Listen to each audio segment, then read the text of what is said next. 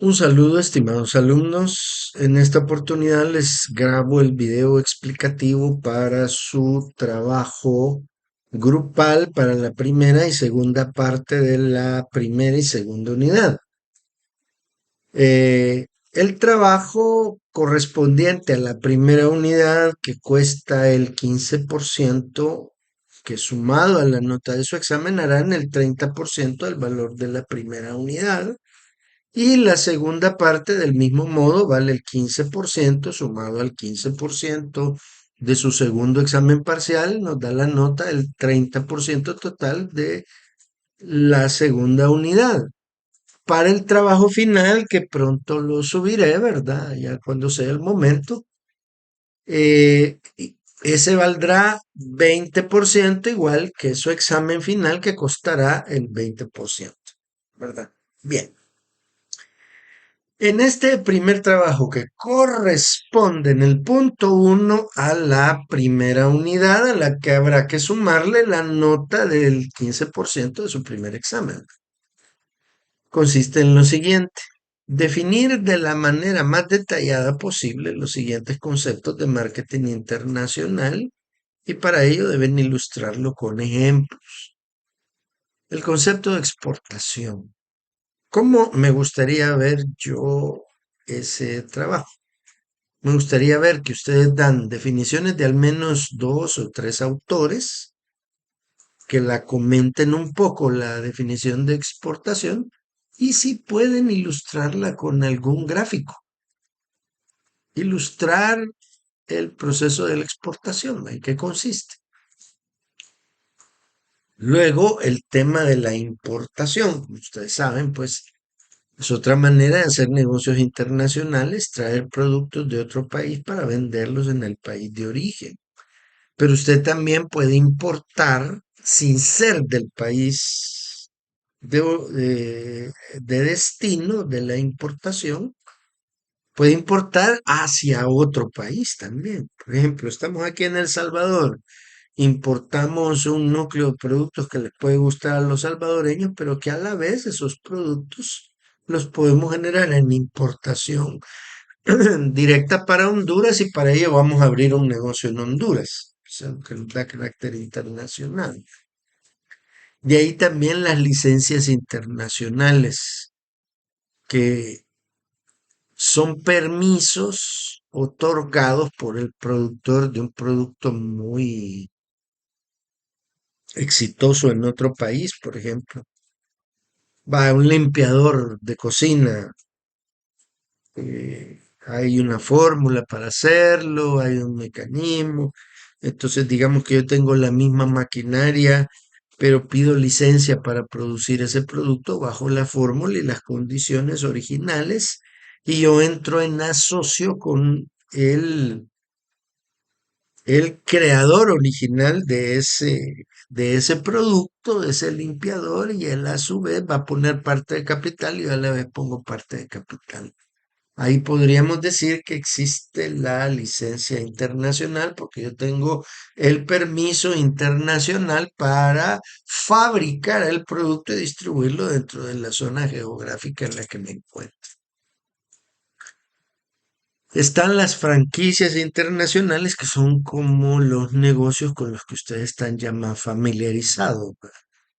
Una franquicia de comida como McDonald's, Pizza Hut, Burger King, que no solamente también se vinculan a las franquicias de comida, existen franquicias de otro tipo, por ejemplo, el gimnasio. Aquí está SmartFit, que es una multinacional de fitness, ¿verdad? Y así numerosos negocios. También está el comercio de tránsito, ¿verdad? Que es en qué nos convertimos a que esa mercadería que pasa por aquí, una mercancía que a lo mejor no se queda acá, sino que pasa por aquí. Podría ser una maquila, ¿verdad? Aquí se termina de hacer y esa mercadería pasa.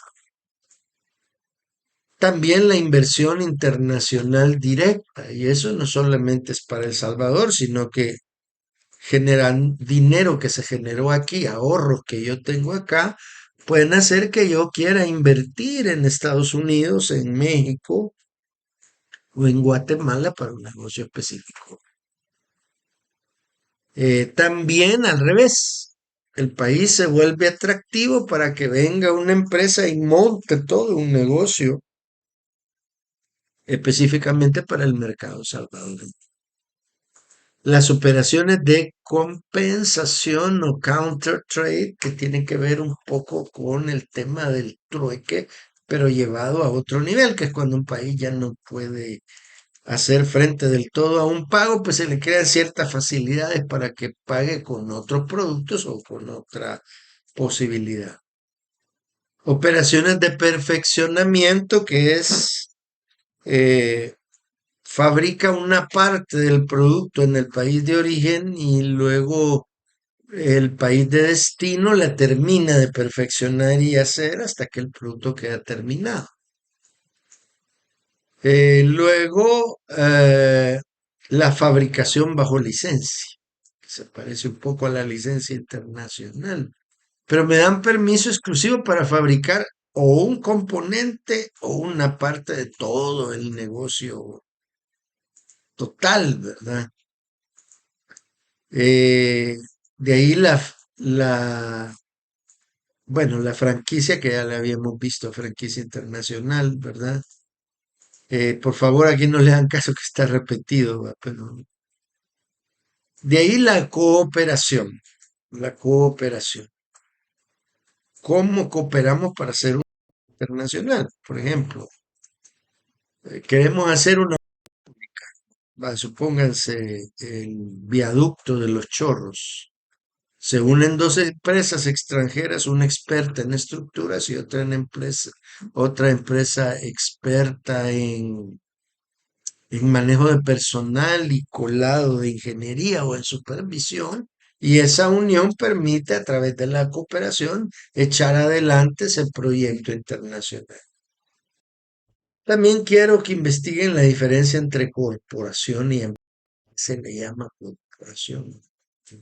Es una unión de empresas, pero ¿con qué propósito? Obtener capital, fundar una mega fábrica donde yo pongo una parte del capital o pongo una expertise, ¿verdad? A diferencia de una empresa que tiene un solo giro de negocio. Las sociedades offshore, que es crear la sede de una empresa en un lugar donde haya mejores opciones fiscales. Algunas de estas empresas son conocidas como paraísos fiscales, pero no quiere decir que todas las sociedades offshore sean ilegales, sino que simplemente pueden ser parte de un engaño, un esquema para lavar dinero, eso sí, pero una sociedad offshore que se crea aprovechando las mejores condiciones fiscales, diga, esto se le facilita mucho a las comerciales, ¿verdad? Aquellas que importan productos o son dueños de almacenes, al tener una sociedad offshore que les permite comprar con precio radicado allá, pagando impuestos en ese país que ofrece esas exenciones fiscales. Y debido a esas exenciones fiscales, yo puedo exportar desde ese país donde yo estoy afincado hacia otros países, aunque mi sede de fabricación no necesariamente esté ahí. Y un negocio interesante desde todo punto de vista, que son los tours managers por artistas.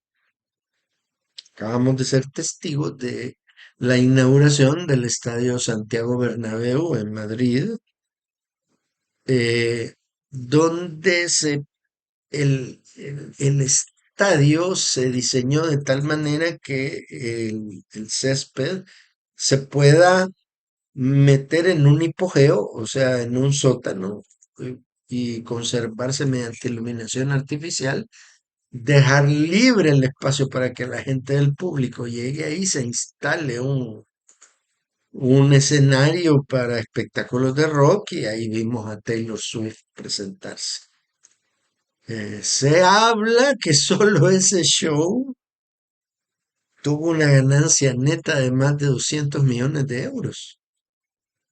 Imagínense las entradas. Entonces, aprovechando todas esas condiciones, más no solamente el tema de las entradas, sino que también todos los artículos de merchandising o memorabilia, como dicen en inglés, referentes a ese concierto. Y todos los negocios subyacentes involucrados. Esto se los comento para que ustedes vayan orientándose. No lo se trata de cobrar por las entradas del artista famoso, sino que también venta de merchandising, ropa, artículos, los trajes que utilizó Taylor Swift están al alcance de las chicas que lo quieran comprar, fotografía, video, discos, bueno, ahí tienen ustedes cómo se beneficia la industria de los restaurantes o la restauración, como le llaman en España.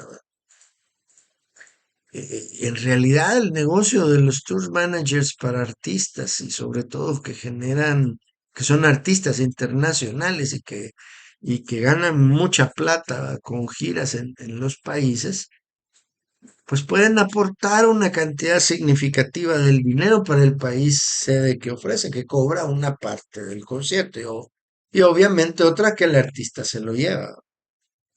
Este artista o esta artista bien manejada pues puede generar buenos negocios tanto para el país recipiente como para sí mismo. El Salvador ha producido muy buenos artistas, pero que ha necesitado tal vez de mayor sagacidad comercial para hacerlo.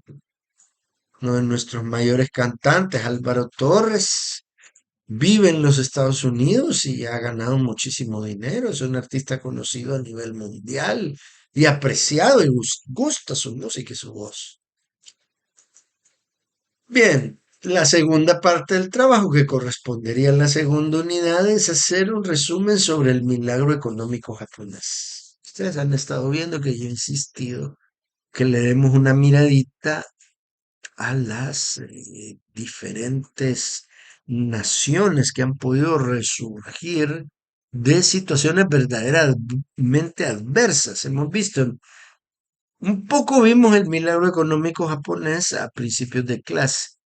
Después vimos el de China, cómo pasar de la dictadura comunista de Mao Zedong a una liberalización de la economía y al concepto de nación que es un solo país, dos sistemas. Un sistema político que no es democrático, que no es la democracia, pero con el que está demostrando China de que la ha logrado llevar a ser la primera potencia económica del mundo, ni más ni menos, ni más ni menos. Y pues sí, también no solo vamos a estudiar a China, sino que también hemos echado una miradita sobre Singapur, sobre Alemania después de la Segunda Guerra Mundial y hoy con mayor profundidad sobre Japón. Y hemos visto también el milagro económico italiano desde la perspectiva de Italia, aunque no sufrió la guerra como la sufrió Alemania. Hasta cierto punto, pues la humanidad debe dar gracias a Dios por que nunca Alemania se atrevió o los aliados se atrevieron a bombardear el tesoro cultural que es Italia de por sí. Pues la intención didáctica de eso es que conozcamos cuáles fueron las medidas que permitieron lograr el progreso. No me cabe duda que ustedes van a ser exitosos. En algún momento ustedes van a llegar a tener alguna influencia política. O que también puedan dilucidar y opinar sobre lo que necesita el país en este nuevo momento que está viviendo, un despegue económico, y que comparemos con la realidad en la que estaban Japón, China, Alemania, países que surgieron de la destrucción de guerras peores que las que ha tenido El Salvador, ¿va? Y que han logrado salir y con territorios más pequeños, como es el caso de Singapur, que es una islita apenas de mucho más pequeña que el departamento de Aguachapán y Sonsonate juntos. Singapur es una de las 10 potencias económicas del mundo, algo parecido con Taiwán, ¿verdad? Entonces, nosotros podemos encontrar esos puntos y el énfasis de esta pequeña investigación está en que ustedes encuentren dentro de toda la información de Internet esos puntos clave y ahí es donde tienen que estar ustedes bien despiertos. Y piénsenlo ya con la intención, esto podría hacer El Salvador, ¿verdad? Y si tienen influencia por ahí, puede hacérselo llegar al presidente o a núcleos de gobierno. Vale. ¿En qué pido yo? Un poco de historia, pero no historia se remonta desde las eras antiguas, no. Una historia un poco reciente y explicar cómo llegaron a ahora, ¿no? Cómo empezó, cómo se transformó y cómo llegó ahora, ¿no? Una historia resumen de la política, lo que sufrió Japón durante la Segunda Guerra Mundial, por ejemplo, es clave. Ningún país del mundo había sufrido que le lanzaran no una, sino dos bombas atómicas, que le bombardearan su capital al punto de que la dejaran destruida por completo. Luego, analicemos las principales industrias. En tecnología, la fuerza de Japón estuvo en la industria automotriz, estuvo también en la tecnología, en la televisión, en la radio, en las tecnologías de comunicación, eh, estuvo en los nuevos procesos fabriles. Ahí le estoy dando algunos tips. De ahí medidas económicas de estímulo del Estado, como cuando estuvo bajo el sometimiento de los Estados Unidos, porque Japón se rindió ante Estados Unidos, pero Estados Unidos también fue inteligente de no humillar excesivamente a Japón o convertirlo en una colonia, cosa que no ha hecho con otros países que ha invadido Estados Unidos, eso lo debemos tener claro. Se comportó de manera diferente con Japón porque lo veía como un socio potencial en el futuro. En un futuro pensó, Japón puede ser un buen destino para los negocios tecnológicos y de hecho, ¿en qué se convirtió? El gran mercado de los productos anime, de los juegos, de las consolas de juegos, de los plasma, de los televisores, de los equipos de sonido para el hogar y bueno, todos los enseres, casi todos los enseres eléctricos buenos que hoy nos hacen la vida más fácil. Entonces, han de haber sido unos indicios de las principales industrias. Luego, ¿cuáles fueron esas medidas económicas? Exención de impuestos, reducción del déficit fiscal. Recuerden que el déficit fiscal es el balance entre importaciones y exportaciones, o lo que ingresa versus lo que egresa. Cuando se habla de déficit fiscal, es el gobierno logra ingresar suficiente dinero a través de impuestos y en suficiente cantidad que pueda ser reinvertida en nuevos proyectos o tiene un déficit pequeño que puede ser compensado con préstamos o con medidas macrofinancieras. Pero ¿cuáles fueron esas medidas? ¿Cuáles fueron esas condiciones macroeconómicas que le permitieron desarrollarse? ¿Qué tuvo que hacer el Estado? Primero Estados Unidos y después el propio Estado japonés cuando Estados Unidos se retiró y ya los dejó que se gobernaran solos. ¿Qué hizo Japón para que le fuera tan bien? ¿Cómo aprovechó sus propios recursos? De ahí la ayuda internacional. En qué influyó la ayuda internacional? ¿En qué le ayudaron a Japón? Le apoyaron con préstamos, le apoyaron con, bueno, cuando estaba pasando hambruna, porque Japón pasó hambruna, el plan Marshall también fue extendido a Japón, ¿verdad? Con el objetivo de levantar la economía. Como les digo, los gringos no dan puntadas sin hilo. no, no ayudan si no llevan un interés detrás. Entonces Japón se convirtió en un socio económico de los Estados Unidos. Ya para 1960 Japón era la tercera o cuarta economía del mundo. De ahí las alianzas económicas. ¿Con quién hizo alianzas Japón? Lo hizo con la Unión Soviética, con los Estados Unidos, cómo manejó sus relaciones internacionales, cómo hizo con sus inversionistas, porque digamos, en un país que está con problemas económicos, un inversionista puede, entonces yo para qué voy a invertir mi dinero en un país que está casi totalmente destruido, mejor me lo llevo, lo invierto en un país como los Estados Unidos, donde me va a crecer más y me olvido que existe Japón. Eso no lo permitió el emperador y apeló al patriotismo. Y para los japoneses el sentido de que les digan japonés es de mucho honor. Entonces ellos tenían que retornar e invertir también en Japón. O sea, les iba bien afuera, pero tenían el deber moral de reinvertirlo en el mismísimo Japón, cosa que aún Israel no logra del todo. Si ustedes se fijan, el capital judío internacional es eso, es mundial, es mundialista, pero muy poco todavía han podido hacer, dadas las condiciones sociopolíticas que se viven en el territorio de Israel.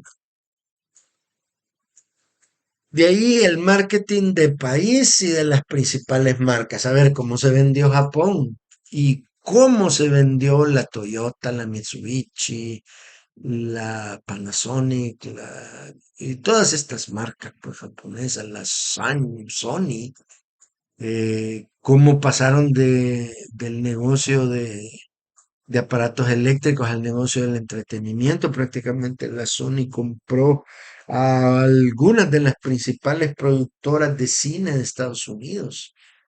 Cómo diversificaron su inversión y tienen fuerza y poder, así como lo tiene China en todo el mundo. Por ejemplo, China, de tanto comprar deuda de Estados Unidos le debe a China ya por 1900, perdón, por el 2015. Resultó que le debía como casi 300.000 millones de dólares. Yo creo que así como es de inteligente el manejo de los chinos en ese mercado de capital y la creación de esas empresas financieras chinas que compran deuda, pues tiene Estados Unidos como deudor. Y luego el papel de la tecnología, vaya, lo hemos hablado en algo, sobre todo la tecnología de fabricación, la robótica. Al principio se ha convertido en el país con la robótica más avanzada, pero después ha sido sobrepasado por China. Y ustedes hacen este resumen pensando en El Salvador, pensando cuáles serán las medidas más sensatas para sacar al país libre del enfoque ideológico, como yo lo he dicho. No importa que usted crea en el capitalismo, en el socialismo, analicemos aquí cómo es posible que un país que tenga un gobierno comunista, que no tenga el sistema electoral gringo, que no haga elecciones como China, resulta que ahora es la primera potencia económica del mundo. Quiere decir que se manejó de manera mucho más eficiente que los Estados Unidos, y eso es lo que no toleran los gringos, que los tiene al borde del colapso de enojo, para empezar, a los grandes poderes inversionistas. Y sin embargo, hay mucho inversionista norteamericano que está feliz en China. ¿Por qué Estados Unidos descansa todo su bagaje industrial en el complejo industrial militar? Porque Estados Unidos, ustedes vieron ahí la estadística que les mostré en un momento. ¿Cuánta guerra hacen en cada década? ¿Cuántas guerras? Bien, eso es, pues, este trabajo así dividido para un grupo de 5 personas, esto lo pueden sacar en 4 horas bien trabajadas en grupo. Si solo estuvieran haciendo eso, pues bien trabajadas, bien alertas, cabal, buscando la información que necesitan, ¿verdad? Y ahí organizándola, discutiéndola en grupo y haciendo un resumen. O sea, puede ser más, pues, pero tal vez no menos. Y obviamente, pues a lo mejor no tienen 4 horas como grupo para hacerlo en una sola sentada, requieran varios días. Pero, por ejemplo, si el día de mañana ustedes supongamos que tuvieran disponible toda la mañana de 8 a 12, a las 12, 1 de la tarde ya terminaron. O sea, en el momento que lo terminen, ustedes también pueden entregar este trabajo. Bien, bendiciones, estimados. Espero que este video les sea útil.